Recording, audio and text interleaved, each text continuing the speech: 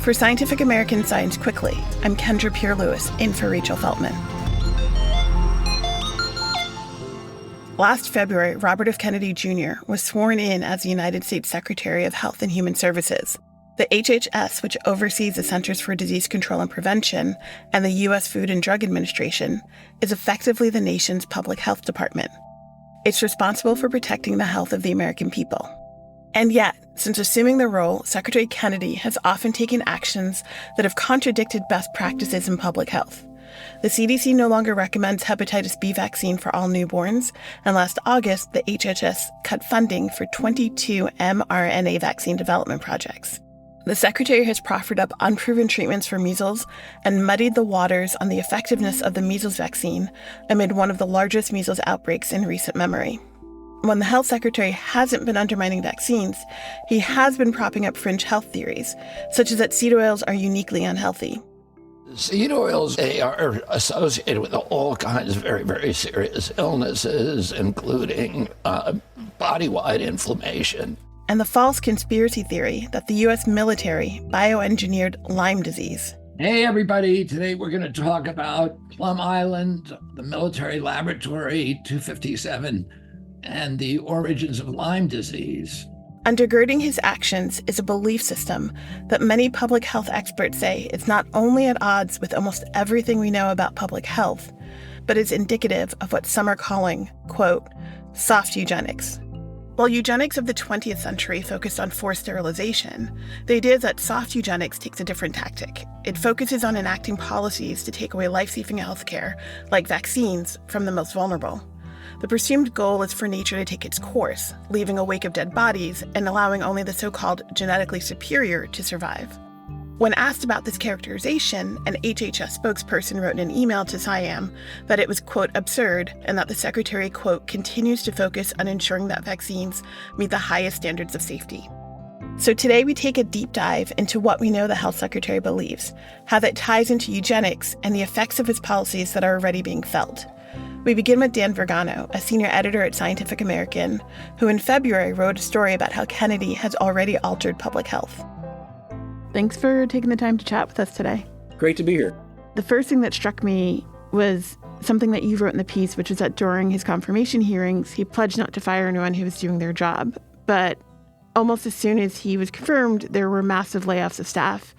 Can you talk about those layoffs, especially in concert with some of the appointments and hirings that he has made? Despite his pledge, there were huge layoffs at HHS, and that's serious blows to agencies like FDA, CDC, and NIH. We're talking about thousands of people at each place leaving. NIH directorships, which are very experienced people, gone. CDC, senior leadership, people who are very experienced at responding to outbreaks of all kinds, have left, and they've left over, sheer disagreement with RFK Jr., including his own handpicked CDC director. So it's a major whack to the scientific establishment in the U.S. The most famous, probably, staffing changes made was on the vaccine committee at CDC, which became famous in the pandemic as the place where, vaccines were sort of evaluated. And he removed very accomplished people, very good vaccine experts, and replace them with people who have a antipathy to vaccines in their background. And the outcome of all this has been a great deal of lost public trust in the agencies for evaluating vaccines. I want to talk a little bit about the health secretary's approach to infectious disease, specifically his guidance on bird flu, for example, how he's been handling the measles outbreaks that have been sort of popping up kind of continuously during his tenure, and his broader attitudes towards vaccines and quote-unquote natural immunity?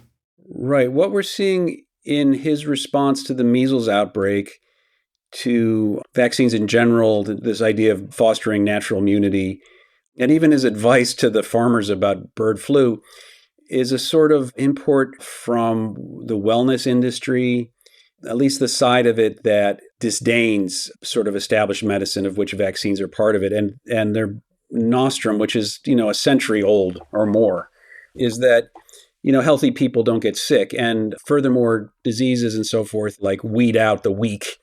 And we should just let that happen. This idea that the chickens should just be allowed to have bird flu ravage them. And then the ones that survive will be the ones that are resistant and will breed up the chickens again from them, like superior genes somehow guaranteeing like perfect health all the time. That's in fact wrong. And, is an idea that, owes more to the survival of the fittest notions from 150 years ago rather than any actual science today. And likewise, the idea that vaccines only help people who are sick and somehow not deserving to live, which is we saw in this kind of rhetoric in the pandemic. And, for measles itself, he said it's very hard for a healthy child to die of measles, which is wrong. It's very, very difficult for measles to kill a healthy person. One of the children who died in Texas, the people remarked, was just as healthy as could be kid.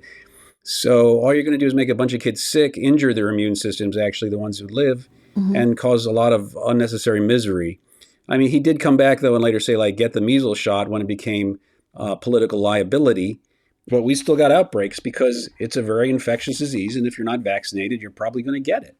How does all of this tie into his Make America Healthy Again or MAHA campaign?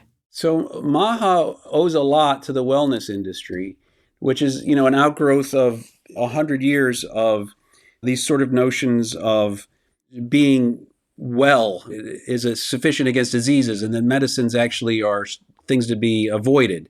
Simply, eating the right food, doing the right exercise, living a healthy life is enough to sort of be healthy. And this other stuff is suspicious, medicines and so forth. And a lot of the wellness ideas are ones that nobody could argue with. The critique of it is that it's feel-good stuff for people who are already well off.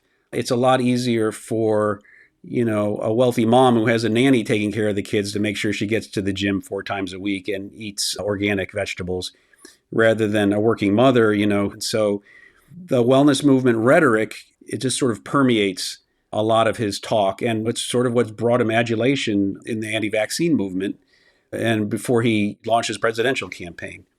There's also this element with like his new inverted food pyramid and the way that he discusses what he eats, for example, cooking everything in beef tallow and like the fear of seed oils were even in there. The rhetoric that he's espousing about eating healthy doesn't seem to be in line with the science. Right. This is a strain in the wellness movement that people have noted. It's a kind of nostalgia for an America that never was, where we had a steak and eggs for breakfast and a pile of flapjacks. It was sunny every day and we felt great. Not coincidentally when we were young. That also is tied into this notion that real food is real, gosh darn it. And like nothing's more real than a steak. Or raw milk. And so that's this sort of nostalgic wishful thinking that's, a shame in some ways because actually eating, fruits and vegetables a banana is again, better than a Milky Way bar for you. What would you say, looking at RFK Jr.'s efforts over the past year, would you say are kind of the biggest takeaways of his tenure so far? The big takeaway is that underneath it all, he's still just a politician. When push comes to shove, he endorses the measles vaccine. When push comes to shove, he doesn't critique pesticides and ultra-processed food because that's inconvenient for the administration. He's doing a lot of things that, he wants to do in terms of harming trust in vaccines. You can point to him as a anti-vaccine activist, and that's okay. But you do have to keep in mind that this is a guy who wanted to be president and that when, push comes to shove, that's who he really is. COVID kind of caught us flat-footed in 2020. Where do you think we are now in relation to 2020? We're undoubtedly worse off, not because we know less or we won't know what to do, but because the things we did that were good have been discredited, the non-pharmaceutical interventions, the social distancing, things like that. So it looks like everything is poised for a mess, that even the things we know now work won't be employed because they've become politically unpalatable to the people in charge. There's a sort of let it rip idea to deal with an outbreak, which is going to be disastrous if there's a disease that's as deadly as COVID was initially, and to which we have no natural immunity. When COVID first started spreading, there was no vaccine. In contrast, we've had safe and effective vaccines for measles since the 1960s. And yet, amid the 2025 measles outbreaks in states like Texas and South Carolina, critics say federal health messaging about vaccination was delayed. During much of that time, Secretary Kennedy was suggesting ineffective treatments for measles while working to unwind the childhood vaccine schedule. In January, while discussing South Carolina's measles outbreak, the CDC's then number 2 Ralph Abraham said of communities choosing to forgo vaccination, quote, that's their personal freedom, and that the U.S. potentially losing its measles elimination status was, quote, the cost of doing business. All of this raises one question. Why are we doing this? To get a sense of the ideology that guides the health secretary, we spoke with Beth Mole, a senior health reporter with Ars Technica. She wrote an article last year explaining that Secretary Kennedy doesn't believe in a foundational concept of public health. Hi, Beth. Thank you so much for joining us today. Thank you for having me. There's been a lot of attention about Health Secretary Robert F. Kennedy Jr., what he says and what he does, but you wrote a really fascinating article about what he believes. Why did you decide to do that? I had been following RFK Jr.'s career before he became health secretary, so I was very familiar with the rhetoric that he uses in terms of his anti-vaccine advocacy. Hearing his thoughts about vaccination and infectious diseases, and then sort of drawing on his more environmental legal background, hearing his thoughts on, natural living and, pollution and toxins in the environment, things like that. I think if you drill down and get a broader perspective of where he's coming from in his long advocacy against vaccines, you see a more complete picture. And I think it really comes down to his rejection of germ theory. So germ theory is this pretty basic idea that, germs are in the environment, bacteria, viruses, fungi, and they can cause diseases. And we take precautions to prevent them from causing diseases, including vaccines, but also antibiotics and sanitation.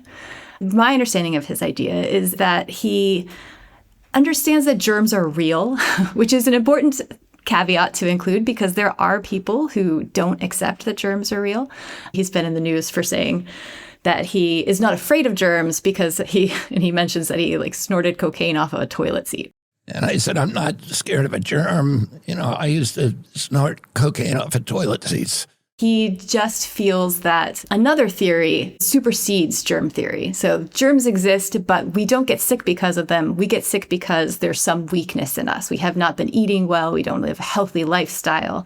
We have some genetic disposition that we can't control. Whatever it is, maintaining a healthy lifestyle should be the focus of disease prevention, whether it's an infectious disease or a chronic one. It kind of feels like he's tapping into something we all kind of know intuitively, right? That if we don't treat ourselves well, we can pick up something that our immune system might have fought off. But he's taking that kind of nugget of truth and extending it to, if you're healthy enough, you won't get measles. And that's an incredible circular logic, but it's also a dangerous one because how do you learn that you're not healthy is by potentially getting a life-threatening illness. Right. A lot of the things that he says, they're dangerous because there's little kernels of truth that people can grab onto and they think that makes sense to me, so I'm going to believe everything else he's saying. He discusses germs as if they're all sort of opportunistic.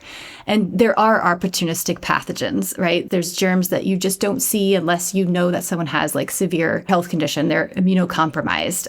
But there is certainly these classes of pathogens that cause disease to live, and they don't care how well you eat. They don't care if you can do shirtless pull-ups in an airport or whatever. So a lot of RFK Jr.'s theories kind of feed more into another theory, not germ theory, but one called terrain theory, which is this idea that diseases are due to an imbalance in your internal terrain. The things that are supposed to go on in your body, your microbiome, there's a disturbance, a toxemia is what they like to call it. That is the root of all disease. So it really places the blame of all illnesses on an individual. And, if you're born with some condition that weakens your immune system for some reason, it just puts the blame on those individuals, which is horrible. Mm-hmm. And then also when you enact policy based on these ideas, you're getting towards sort of this idea that there are people who are weak or sickly. And if we're going to have a healthy population, We don't need to vaccinate everybody. And if you're not vaccinated and you can't handle the disease, then it's bad for you. I guess the logical extension of these ideas is really horrifying. It also seems like he's tapping into this fixed identity of health as opposed to the idea that even health kind of exists within a spectrum, Yeah, absolutely. Infectious disease transmission is complicated, right? Newborns don't have fully developed immune systems. And, then they're hit with a world full of new germs. And then, of course, older people, they go through immunosenescence. So their immune responses decline with age. And that's why we see things like shingles, reactivation of the virus that causes chickenpox. And so we get vaccinated for that. So there's a spectrum of health, and it's absolutely true that there's no amount of healthy living to ward off all diseases. And so I think one of the things that Kenny does that is really deceptive is that he creates that sort of false dichotomy. We need to stop emphasizing drugs and vaccines and modern medicine generally. We just need to focus on, getting rid of food dyes and making sure people aren't eating ultra-processed food. I mean, those are good things too, but it's not going to make vaccines or drugs less critical to keeping everybody as healthy as they can be. You've stated that if you sort of follow the path laid out by Kennedy's ideology, that it is very easy to end up in a place where the ideas that you're weighing are eugenics. And I was wondering if you could speak a little bit more about what eugenics is and how his ideas kind of relate to that. Eugenics is the idea that you want to create a population of people that have superior genetics, superior health, fitness, which means anyone who doesn't fit into that ideal population.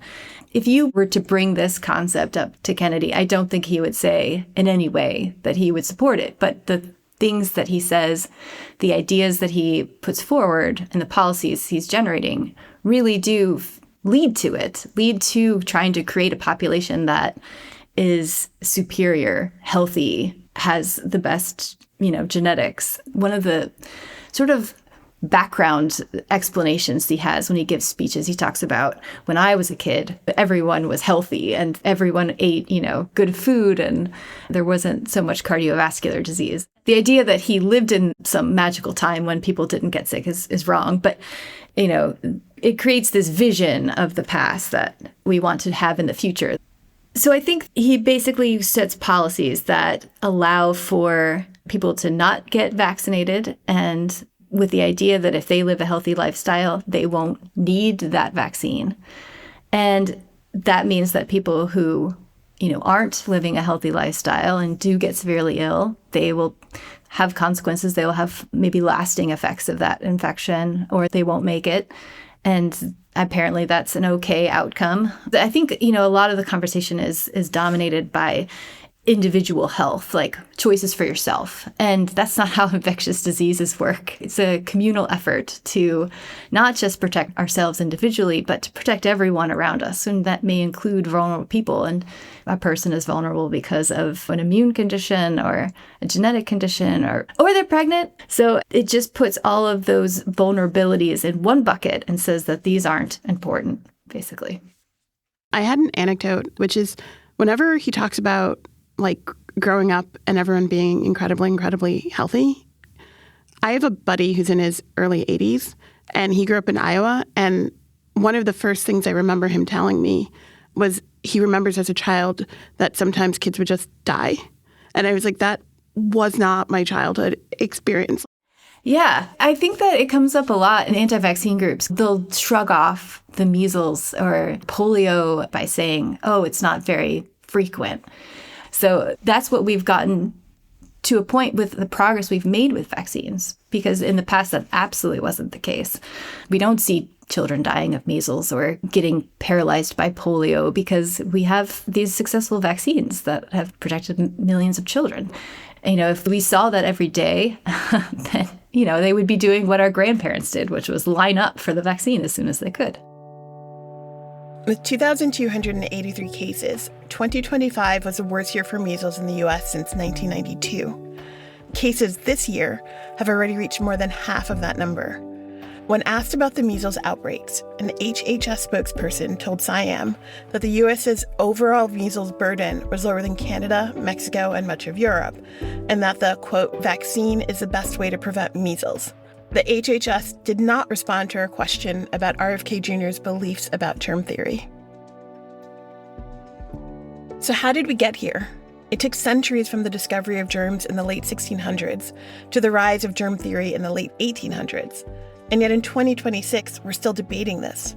To better understand that context, we talked to our last guest, Robert Johnston, a professor of history at the University of Illinois, Chicago, who is working on a book called Pox, Populism, and Politics: 3 Centuries of American Vaccination Controversies.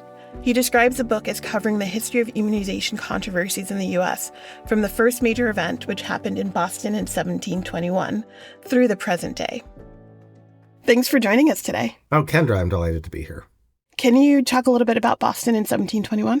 This episode in 1721, which really shook Boston to the core, occurred because Cotton Mather, who was the most powerful minister in Boston for decades, was also a scientist. And Mather was eager to try out inoculation for the first time in the Western Hemisphere when there was a smallpox epidemic in 1721.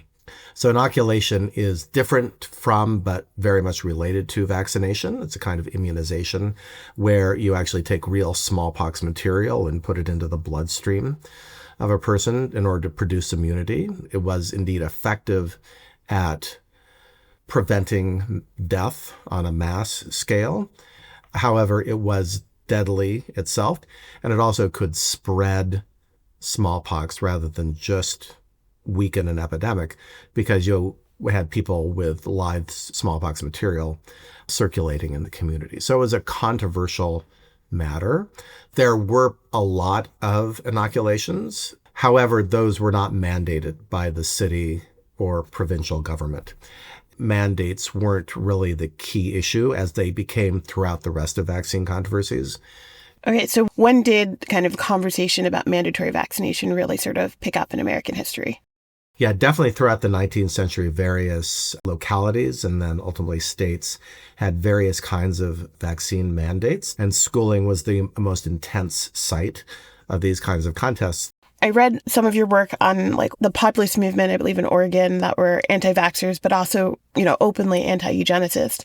And it seemed like their language and their rhetoric was about bodily autonomy, what you can do with your own body. But right now, the debate has moved from what you can do with your own body to actively trying to get rid of vaccines and making it difficult for people who want them to access them.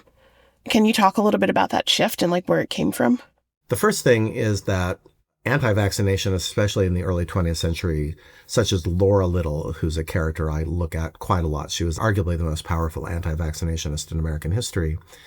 And she despised vaccines as well as vaccine mandates. For her, mandates, I think, were the more important issue. But for her, there was no rhetoric, as you do hear among, I think, many vaccine dissidents today. And one of the most important books about American vaccine controversies is Michael Wilrich's Pox.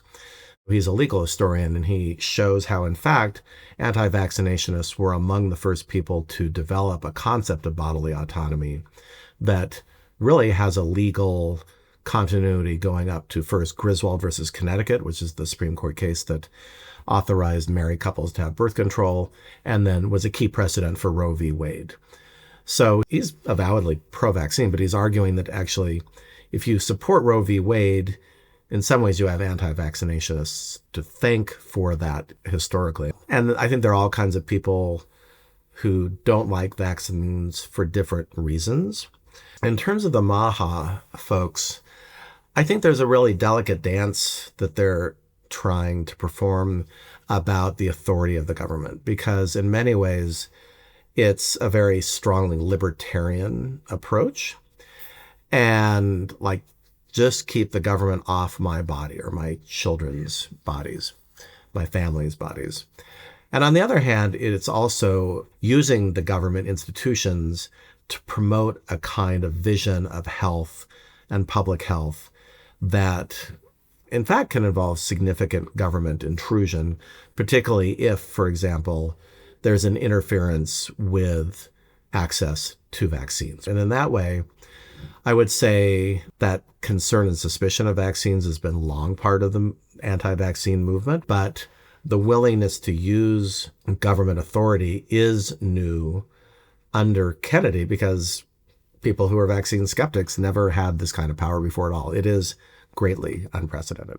The thing that really strikes me is we're in the middle right now of several measles outbreaks because people have opted out of vaccine.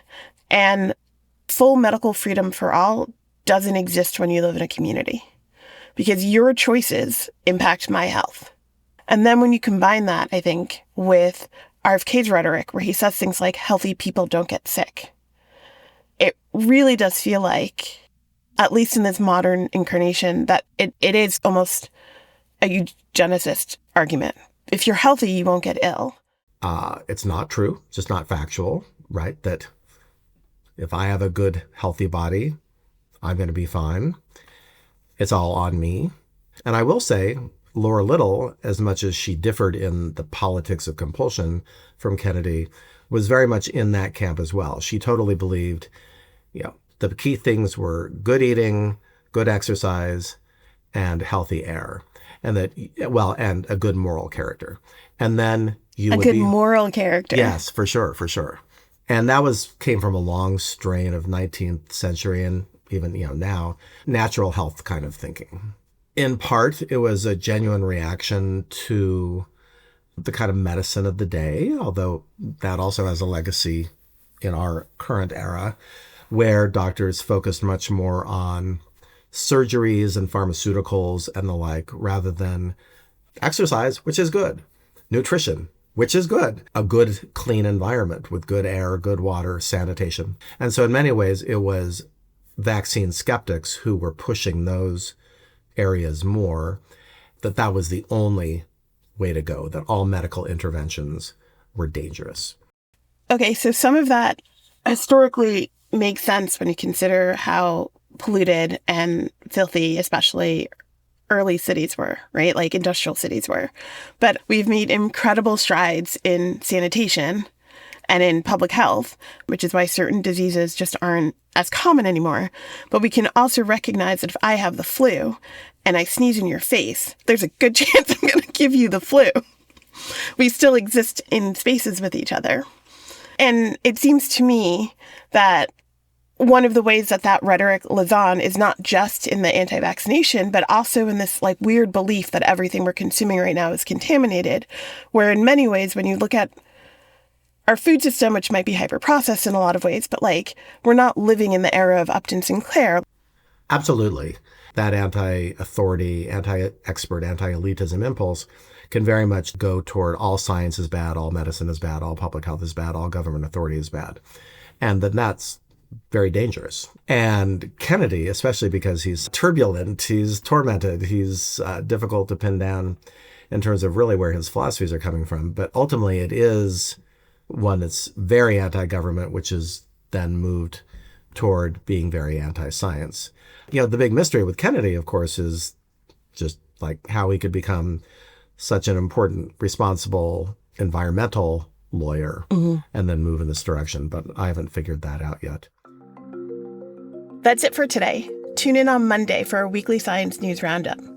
Science Quickly is produced by me, Kendra Pierre-Louis, along with Fonda Mwangi, Sushmita, Pathak, and Jeff DelViscio. This episode was edited by Alex Sugiura. Shayna Posses and Aaron Shattuck fact-check our show.